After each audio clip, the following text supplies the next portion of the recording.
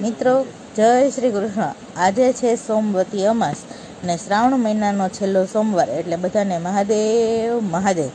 ભોળાનાથ બધાની મનોકામના પૂર્ણ કરે એવી ભોળાનાથના ચરણોમાં પ્રાર્થના।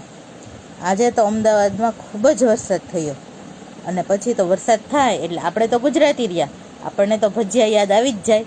એટલે અમે પછી બનાવ્યા ભજીયા બનાવતા, પણ ઘરમાં કાંઈ હતું નહીં।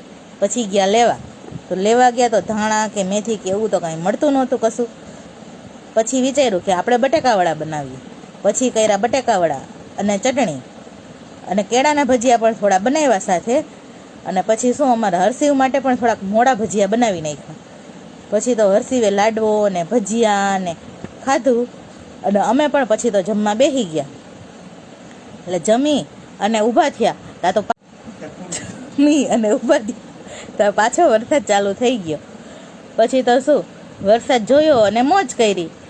અને આવા જ નવા વિડીયો જોવા માટે અમારી ચેનલને લાઈક અને સબસ્ક્રાઈબ કરો, અને બેલ આઇકોન દબાવવાનું ભૂલતા નહીં। અને કોમેન્ટ અને લાઈક કરીને જણાવજો કે આ વિડીયો કેવો લાગ્યો।